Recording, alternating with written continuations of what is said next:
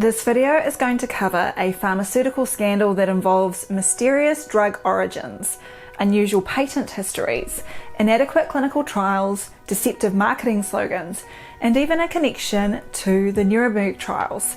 It involves the smearing of whistleblowing doctors, multiple lawsuits, and profiteering industry participants who deny wrongdoing even when caught red-handed.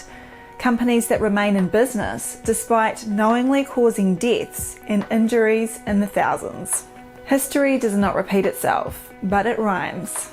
I think it's a fitting quote for the video, and we'll see how innocent people get caught up in the lies of others and ultimately are the ones who pay the price. The faces may change, but unfortunately many of the themes remain the same.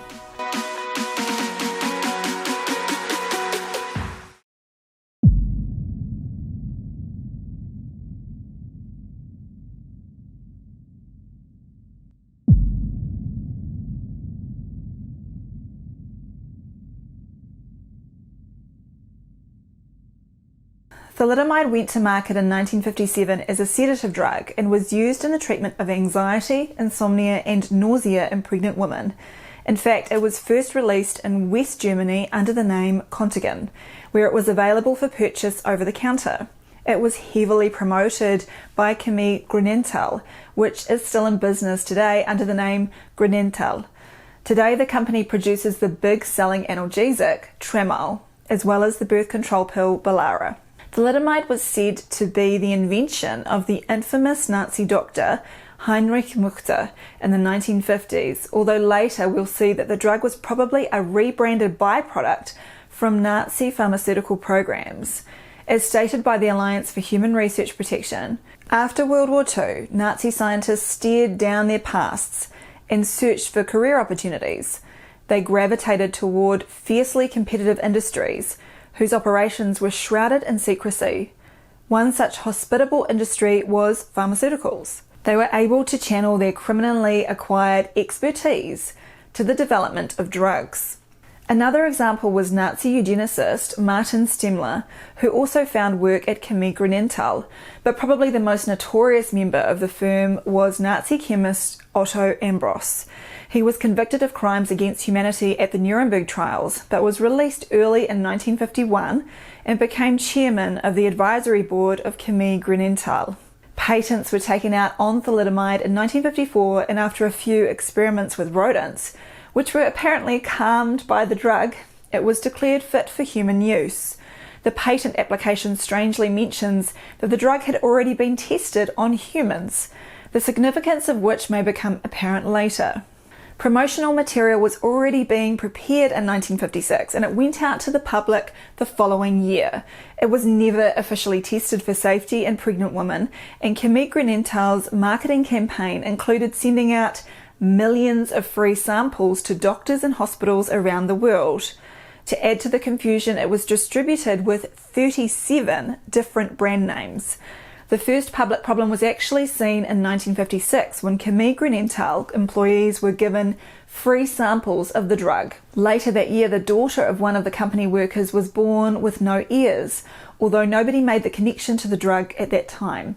However, by 1961, Hamburg pediatrician Wedekind Lenz reported a large increase in the number of infants with phocomelia attending 10 clinics in North Germany.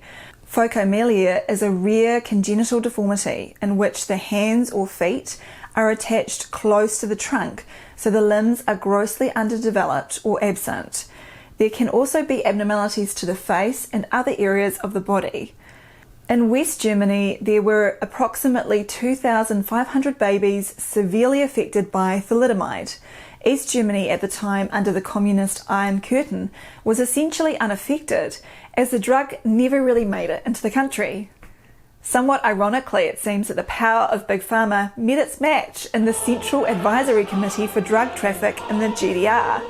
The communist authorities also couldn't see the need for a new sedative when powerful sedatives such as barbiturates were already available. I guess they thought that if you were going to distribute dangerous pharmaceuticals to the masses, better not confuse them with too many options like those crazy capitalists. In the United Kingdom, there were around 2,000 thalidomide babies, half of which died within a few months. The drug was withdrawn there in 1961. In Canada, the drug continued to be available in pharmacies until 1962. In December 1961, there was an admission by companies supplying the drug that there had been reports from abroad on the occurrence of congenital malformations in the offspring of a few mothers who had taken thalidomide early in their pregnancies.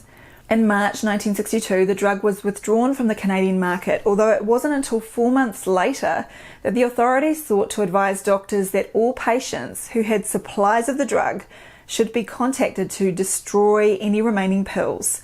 A 1963 special report on the Canadian situation advised with regards to detecting potential adverse effects of pharmaceuticals. Practicing physicians must be assiduous in reporting these to appropriate agencies collecting such information. Unfortunately, even today we see only a minority of cases being reported to drug and vaccine monitoring systems, often suspected to be well under 10%. The United States was minimally affected by thalidomide because the FDA refused to approve it, saying further studies were necessary. Yes, you heard that correctly. The FDA were looking out for the people on that occasion.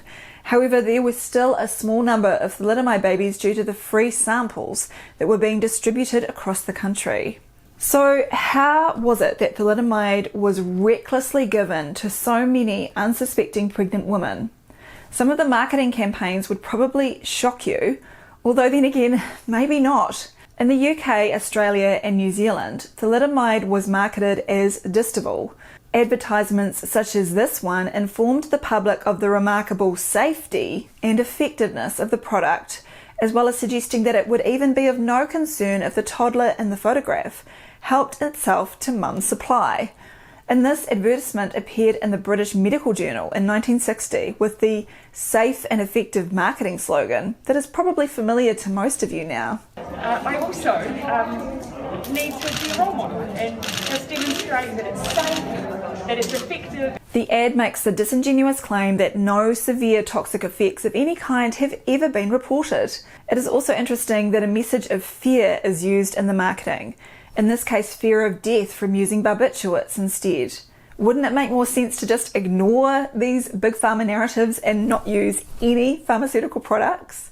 There is also a disturbing story with regarding what happened to the initial thalidomide whistleblower. In November 1961, Dr. Lenz attended a Pediatricians Association meeting where the noticeable increase in birth defects were being discussed. Lenz stated publicly for the first time that a certain substance recently introduced in the West German market was responsible for the current epidemic. Before the meeting ended, most of the physicians in attendance knew that thalidomide was the drug Lenz had referred to. Because there was no social media in that day to smear Dr. Lenz, 3 Grenenthal representatives, including the company's legal advisor, came to see Lenz in person the following day. Grenenthal threatened to take legal action against the doctor for a claimed unjustified attack on their company. But the health authorities were alarmed and asked Grenenthal to voluntarily withdraw the drug from the market. Instead, the company sent out almost 10,000 promotional leaflets to doctors across Germany that declared Contigan is a safe drug. Grenenthal then launched a withering barrage of personal attacks on Lenz. The company's executives slandered Lenz's family publicly, stating that his father was a famous and popular geneticist in Nazi times, since he had proven the validity of the master race concept on genetic grounds, which seems ironic given that the firm employed Nazi war criminals. But that was just the beginning, and the company began a siege on Lenz's integrity that lasted 10 years. But Lenz stood his ground and spent a large part of his professional career testifying on behalf of thalidomide-damaged children. He felt a personal responsibility toward the victims, many of whom he continued to visit for years afterwards. In one court case, Lenz was cross-examined by 18 Grenenthal lawyers over a period of 12 days, but was said to remain calm and unfaltering. At one point, the defense suggested that surely it was possible for the defects to have been caused by some unidentified, wait for this, virus. Because there had been no cases in East Germany, the paediatrician simply replied that a virus would not stop at the Berlin Wall. This response baffled the defence attorneys, who probably wished they had never mentioned it. However, as outlined in Peter Gottschalk's Deadly Medicines and Organised Crime, the immense power of Big Pharma perverted the course of justice.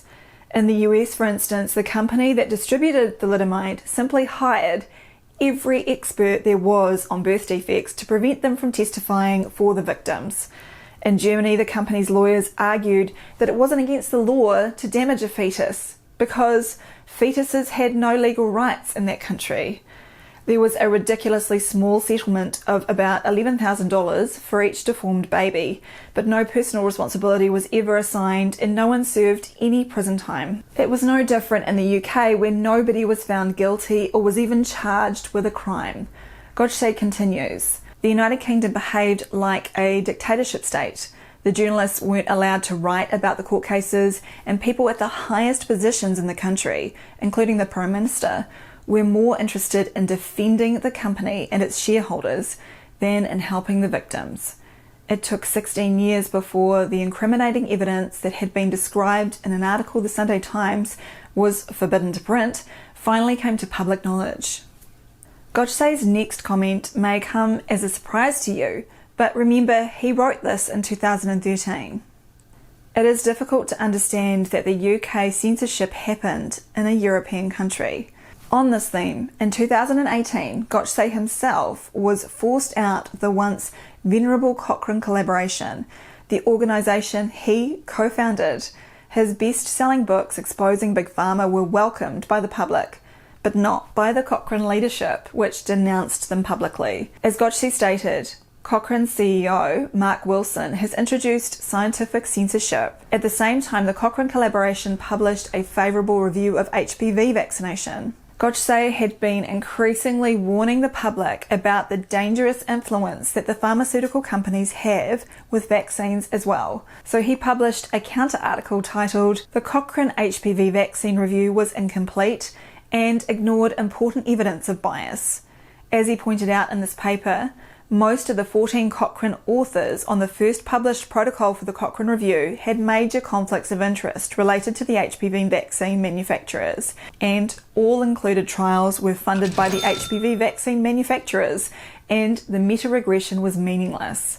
For a more fundamental assessment of the suspect virological claims surrounding HPV and the plausibility of the HPV vaccine, we address this in detail in Chapter 8 of Virus Mania. Back to the thalidomide story, the Grünenthal group finally made a public apology in 2012, saying in a statement that it regretted the consequences of the drug. Martin Johnson, director of Britain's Thalidomide Trust, responded that the company was still trying to perpetuate the myth that no one could have known of the harm the drug could cause, when there was, he said, much evidence that they did know. Indeed, thalidomide victim and researcher Rosaline Moriarty-Simmons reported that documents from 1944 referred to Contigan, one of many names attributable to thalidomide, as being tested on female prisoners of war at the Auschwitz concentration camp by doctors Heinrich Muchter and Otto Ambros. Further, there was a memo later that year explaining that a drug numbered 4589 with the same chemical formula as thalidomide had been tested and was ready for use. Moriarty-Simmons also noted that in 1955, just prior to marketing, 3 physicians took part in a symposium arranged by Chemie Grünenthal, at which they reported unsatisfactory experiences with thalidomide. However, these reports were ignored, as was the warning by a German neurologist in 1959 that thalidomide damages the central nervous system. That kind of information didn't fit with the safe and effective marketing campaign being pushed by the company. Additionally, it was reported in 2011 that a lawsuit had been filed in Pennsylvania alleging that GlaxoSmithKline, predecessor SmithKline in French, had been approached by Chemie Grünenthal to distribute the drug in the US and concealed from the public that it tested thalidomide on at least 875 people, including pregnant women, in the 1950s. After completion of the trial, SKF declined to commercialise the drug, possibly due to knowledge of the damaging effects. but the unsuspecting public remained unaware of what had taken place. So, did the world become a better place after the sordid history of the thalidomide scandal was exposed? There were certainly improvements in clinical trial requirements, particularly surrounding protection of unborn babies. However, as outlined by authors such as Peter Koche, industry players have found new ways to circumvent the system, and dangerous products continue to hit the market in the current era. Additionally, some pharmaceutical classes do not require the same degree of testing or can be given emergency authorization before long-term effects are known. Often in these circumstances, the drug manufacturers receive billions of dollars of taxpayers' money for these experimental products, while governments grant them indemnity from damages, including deaths. I found something that physician Dr. Judy Stone had written in 2012. Despite the Nuremberg trials and the development of ethical principles to guide research, we haven't yet gotten it. We seem to be confronted almost daily by evidence of our mistakes. What more will it take for us to learn and put people and ethics above power and profits? The good news is that many people are awake to the game and know that in most cases, pharmaceutical products are not the path to health. In fact, it's highly unlikely that many of you are suffering from a pharmaceutical deficiency. So let's keep our divine bodies chemical free whenever we can. To help sustain my channel in this time of censorship, please support my work on Subscribestar. Link is in the description.